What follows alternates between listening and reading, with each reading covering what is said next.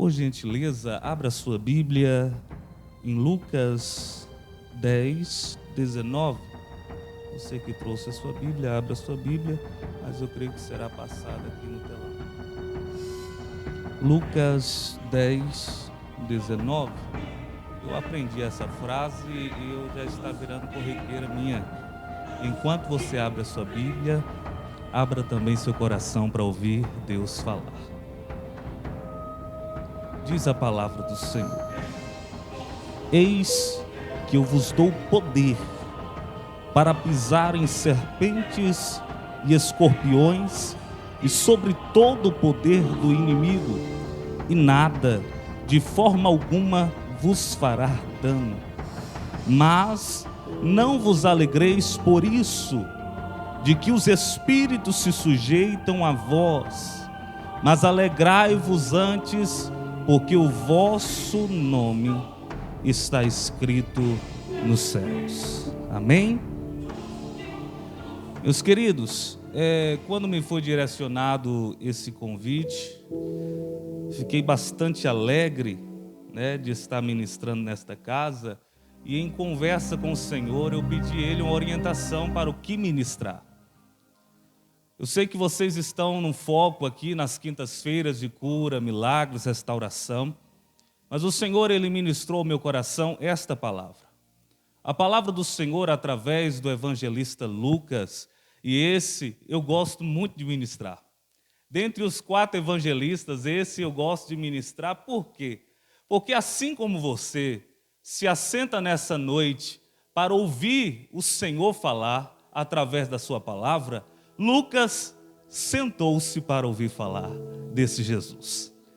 Lucas foi um curioso, assim como eu e você, que um dia ouviu falar desse Jesus Nazareno, que salvava, que libertava, que curava enfermos.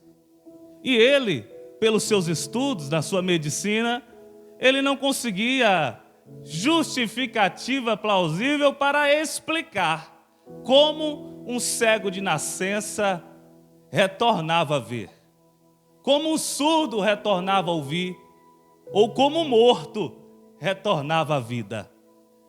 E a palavra do Senhor declara através de João que conhecereis a verdade e a verdade vos libertará. E essa verdade alcançou Lucas. E por ter alcançado ele, hoje nós estamos ministrando através do testemunho dele. Por isso eu sou suspeito a dizer, Você vê Mateus de forma extraordinária, mas Mateus andou com Jesus. Você vê Marcos, ou João Marcos, mas esse também participou dos 70 e andou também com Jesus. Você vê João, esse que deitava nos ombros de Jesus, o discípulo amado. Mas você vê Lucas, alguém que caminhou com o apóstolo Paulo, amigo do evangelho, alguém que resolveu ouvir, e por ouvir, creu nesse evangelho. Então, esse homem aqui que está testificando das coisas de Jesus, e o interessante, que enquanto ele testifica, ele não está testificando a um grupo determinado de pessoas. Ele escreve tanto para judeus, quanto para gentios, porque ele entende que a salvação que ele alcançou através da graça, essa salvação também é para todos que ouvirem e que creem. E enquanto ele escreve 2 vezes esse texto. A primeira vez através de Jesus, dizendo aos 12, quando é enviados para fazer o ide. O Senhor declara para os 12, eu vos dou poder e vos dou autoridade. Mas no segundo momento já são 70 pessoas. E essas 70 pessoas também são chamadas por Deus e agora está levando esta mensagem, está levando o caminho. E esse caminho agora está sendo revelado aos homens, não apenas aos cultos, mas também aos leigos. Esse evangelho simples, mas poderoso. Por quê? Porque aquele povo já tinha acostumado, a sua vida já estava acostumada em ver mestres levantando-se e caindo. mas nunca havia havido um mestre falar e a sua palavra arder no coração deles. E essa era a palavra de Jesus. E Lucas, ele está agora nessa incumbência quando ouve transmitir. Por quê? Porque quando você ouve uma notícia satisfatória, você não quer guardar só para você. Quando você ouve uma boa notícia, você não quer guardar só para si. E Lucas fez isso. E agora Lucas está falando, certo dia, ele enviou 70 pessoas para propagar esta mensagem. Até que ele chegasse àqueles lugares aqui, a mensagem tinha sido chegada. E a ordem era, vá e pregue. Mas esses 70 voltam, e voltam alegres, sem sombra de dúvida. Por quê? Porque no nome de Jesus, demônios obedeciam e saíam, eram expelidos. E para a realidade deles, eles falam, eu já vi o Senhor fazer, eu já vi Jesus fazer, agora nós estamos caminhando, estamos dizendo a espíritos imundos, saiam dele, e os espíritos nos obedecem, e eles começam a ficar empolgados, e quem não ficaria? Quem não ficaria em presenciar um enfermo e você dizer, em nome de Jesus seja curado, e o enfermo ser curado? Quem não se alegraria? Quem não ficaria empolgado em ver um leproso e dizer, ser limpo no nome de Jesus, e aquele leproso se tornar limpo? Não era à toa que os 70 voltam e voltam empolgados, porque os 12 já foram e voltaram, né? Mas os 12 são íntimos. Os 12 experimentavam o que os 70 não experimentavam. Os 12 contemplavam o que os 70 não contemplavam. Então era meio que um pouco que mais normal para os 12.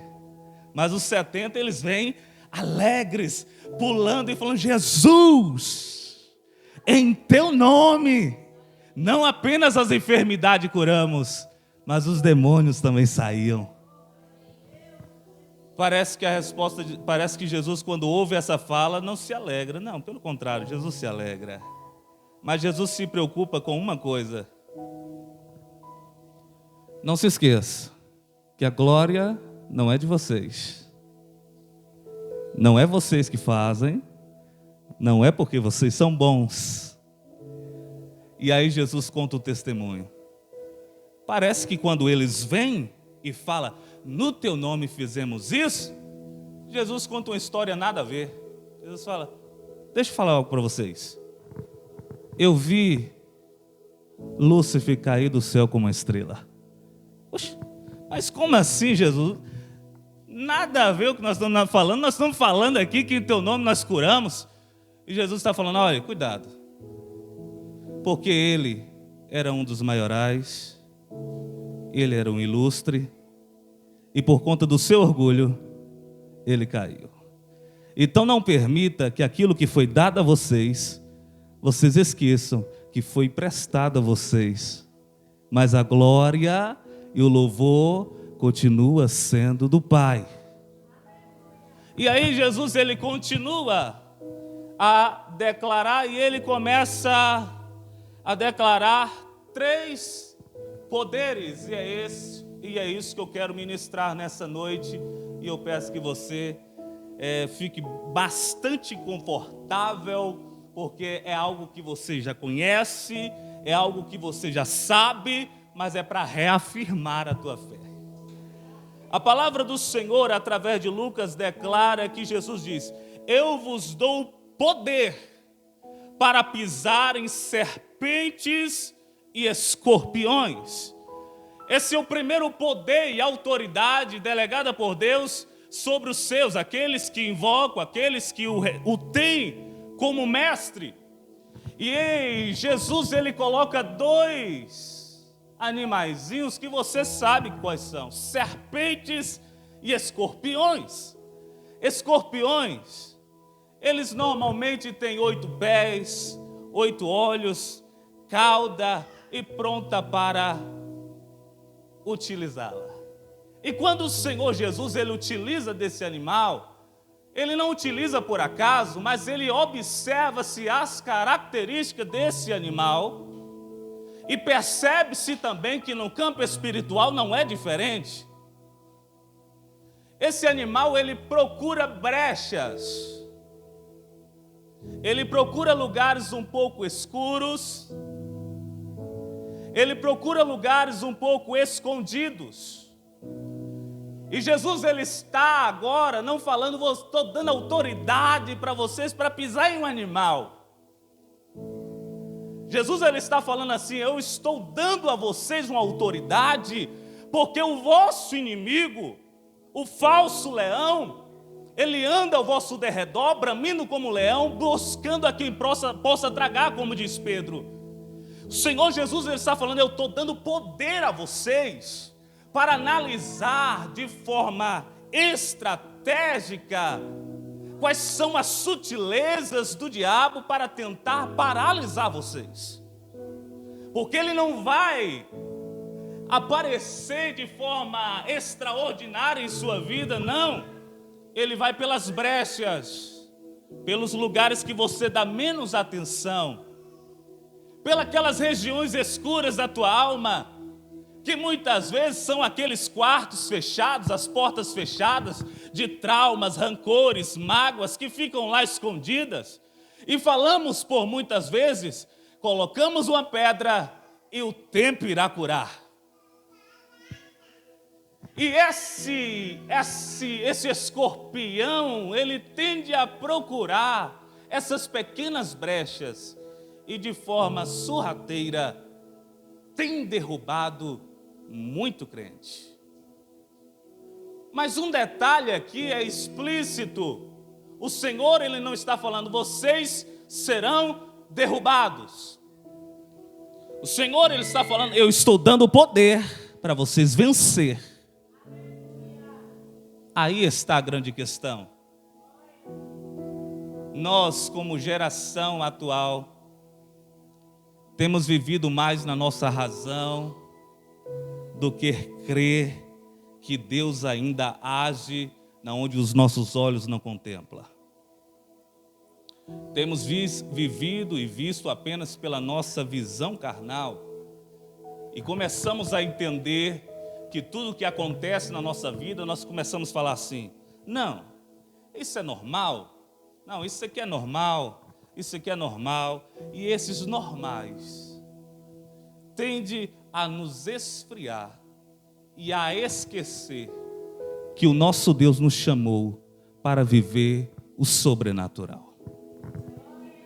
O Senhor, Ele não me chamou e não te chamou, claro. Calma aí, pastor, você está falando que eu sou como um Superman? Não. Ao final dos 3 poderes, você entenderá o que o Senhor realmente quis te dar.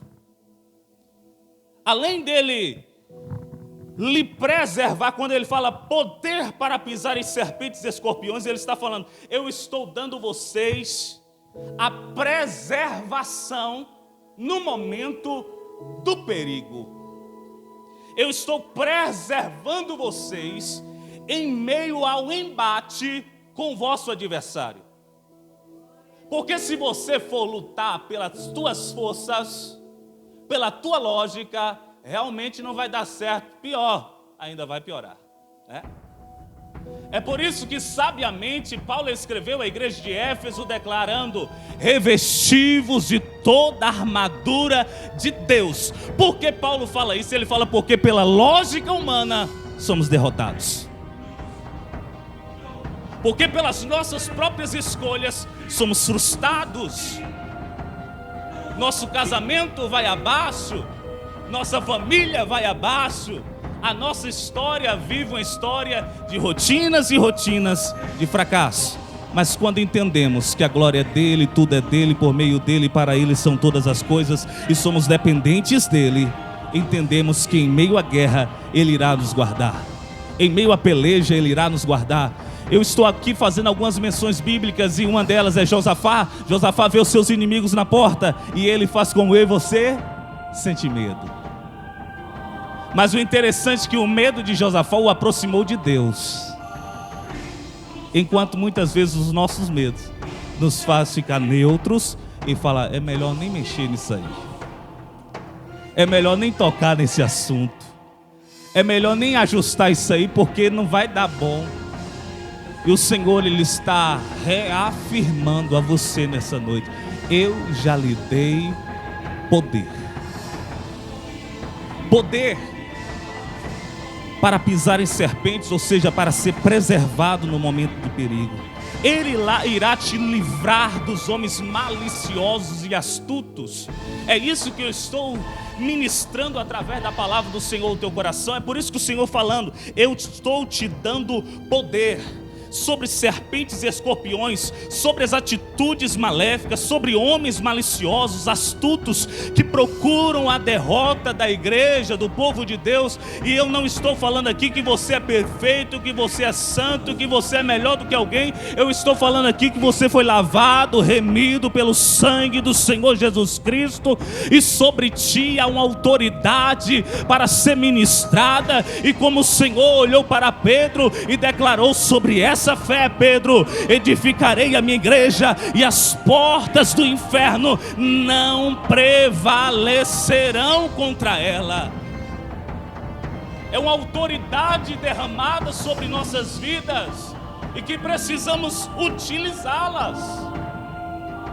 É por isso que Abacuque, no capítulo 2, versículo 4, parte B, diz: mas o justo pela sua fé viverá. Ou seja, não viverá de forma carnal, não viverá pela lógica, porque pela lógica está adorando um Deus invisível, não dá bom.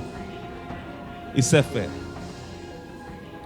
O segundo poder, e eu quero não enfadá-los, Lucas ele fala poder sobre toda a força do inimigo. Perceba que eles vêm, e eles vêm de um embate e eles saem vitoriosos. Mas o Senhor se preocupa com essa primeira vitória, assim como a saudosa Ludmila cantava. Depois, da vitória vem um cansaço, enfado,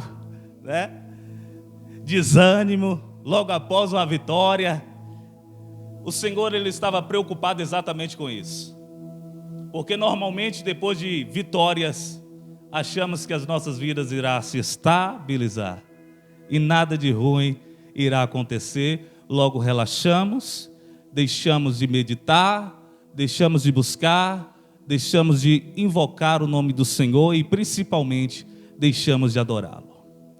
E o Senhor ele estava preocupado exatamente com isso. Ele fala: vocês venceram o embate e agora eu preciso prepará-los, porque maior guerra virá. Para isso, vocês têm que entender que a força não vem de vocês. Jesus ele está nos preservando do poder de Satanás e de todos os seus emissários. Ele vê todos os planos que os nossos olhos não contemplam. O profeta ele profetiza dizendo: estamos cercados por uma nuvem de testemunhas, e há planos, e eu digo isso com certeza no que falo, há planos desde a criação para que você vire as costas para o teu Deus.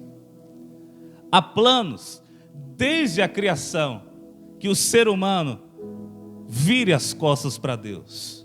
E é por isso que o Senhor Jesus está reafirmando: eu estou dando poder para vocês sobre homens maliciosos, sobre homens astutos, e também estou dando poder sobre toda a hoste espiritual da maldade. Lá sobre a tua casa deve reinar o sangue e o nome de Jesus. Na tua família deve reinar o nome de Jesus. Na tua história deve reinar o nome de Jesus. Na onde você passa, as pessoas não podem apenas ver o pastor Nery ou os irmãos, não. As pessoas têm que olhar para você e falar: ali vai um santo homem de Deus, ali vai uma santa mulher de Deus. Não porque você não peca, mas porque o brilho do Senhor Jesus está em ti, a ponto de até mesmo os demônios vir se encontrar contigo. Pastor, está repreendido um negócio desse. A Bíblia diz que quase em todos os processos de libertação que Jesus participou. Não foi ele que foi atrás de demônios. Foi os demônios que prostou e falou: o que vieste fazer aqui? Já vieste nos atormentar? Ou seja, quando o Senhor, aquele Espírito está falando isso, Ele está falando: eu reconheço quando alguém que domina chega no ambiente. E quando nós como igreja nos entregamos a esse Deus, a nossa família, a nossa casa é dominada pelo Senhor. E não há principado ou potestade que possa paralisar os planos dele na nossa vida.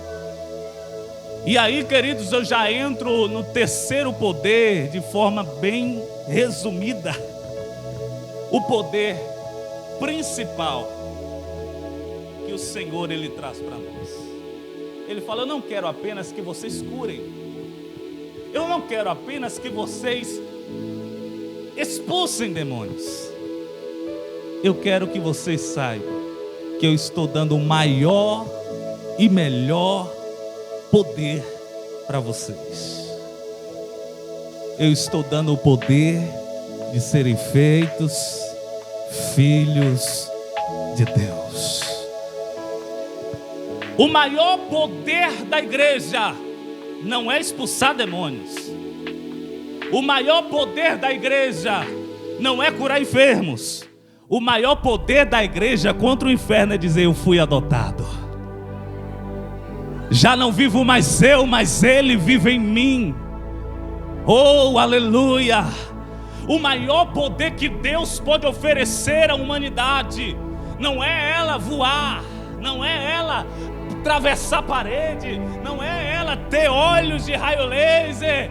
O maior poder é ela declarar para os principados e potestades, dizendo: antes eu estava na mão de vocês, mas agora estou nas mãos dele, pertenço a ele, sou filho dele, fui adotado por ele, tenho o sobrenome dele e faço parte da herança dele. Quando o Senhor Ele está ensinando isso, Ele está falando: eu quero que vocês tirem um pouco do foco do que podem fazer, mas lembre-se que vocês pertencem não mais agora como escravos, mas como filhos na casa do meu Pai. João 1,12: deu-lhes o poder de serem feitos filhos de Deus. Esse poder, esse último poder é maior do que os dois primeiros. Porque os dois primeiros pode te fazer ficar na porta. Como assim, pastor? Naquele grande dia muitos dirão: em teu nome fiz maravilhas, milagres e expulsei demônios. E o Senhor dizer: afasta de mim, vós que praticais a iniquidade. Mas o poder de ser filho, o Senhor fala: o servo não fica sempre na casa, mas o filho fica. Você precisa sair daqui um pouco mais convicto do que você entrou, na certeza que sobre a tua vida há uma autoridade divina, não por mérito, não porque você é bom, porque você merece. Há uma autoridade de Deus sobre a tua vida. E além dessa autoridade para colocar em fugir dos teus inimigos, o Senhor está falando: eu te escolhi, te vocacionei, te chamei por filho. Não foi você que me escolheu, mas foi eu que te escolhi e te chamei por filho. E esse é o maior privilégio que o Senhor pode dar aos seus. O Senhor pode te curar de câncer, o Senhor pode até mesmo te ressuscitar, mas se tu não se tornar filho dele, vocacionado por ele, de nada valerá a cura para o corpo físico. De nada valerá você ser limpo fisicamente, se não há uma adoção, se não há uma paternidade de Deus em tua vida. Por isso, saia nessa noite batendo no peito e falando: não, eu não escolhi ele, ele me escolheu. Eu não merecia, mas ainda assim ele me amou primeiro. Eu não podia, mas ele me fez alcançar. Hoje faço parte de uma grande família. E mais do que repreender demônios, mais do que curar enfermidades, mais do que ser guardado em meio à guerra, é saber que Ele me chamou de filho. E eu participo como cordeiro em Jesus Cristo. Oh, aleluia. Querido, enquanto o nosso foco for terreno, não herdaremos o céu. Mas se o nosso foco for o céu, aleluia. Oh, aleluia. Como o Senhor olhou para os seus discípulos e declarou: não andeis ansiosos por coisa alguma, pelo que haver de comer ou pelo que haver de vestir ou beber. Faça primeiro o reino de Deus. Eu estou juntando os versículos. Primeiro o reino de Deus e a sua justiça, e todas as vossas necessidades serão supridas. Ou seja, quando o teu foco é o céu, a terra o Senhor irá dar um mantimento, como a Bíblia declara: nunca vi um justo desamparado, nem a sua descendência mendigar o pão. Enquanto você se preocupa em fazer o que o filho faz, por quê? Porque o filho, enquanto pequeno, ele olha para o pai, vê o espelho do pai, vê como o pai fala. Eu já presenciei por muitas vezes o meu filho andando do jeito que eu ando, e eles são pequenininhos, e alguns até articulando do jeito que eu articulo. Por quê? Porque como filhos, ele olha para o espelho e fala: eu quero ser igual papai. E para mostrar que recebemos esse tão grande poder de serem feitos filhos de Deus, precisamos nos parecer com o pai. Precisamos olhar para Ele, viver como Ele quer que a gente viva. Não sei se vocês já conheceram ou ouviram falar do filme Em Seus Passos, o que Faria Jesus. É bem interessante. O que Jesus faria em nosso lugar em muitas coisas, em muitas das nossas decisões. Por isso, eu finalizo a minha participação declarando para você: o Senhor está te dando poder. Ou seja, Ele está falando: eu continuo com você. Nem poder, nem a sutileza de Satanás poderá te parar. Por isso que Paulo falou: nem a altura, nem a profundidade, nem largura, nem comprimento, nem coisa alguma, nem presente, nem passado, nem anjo, nem principado, poderá te afastar do amor dele.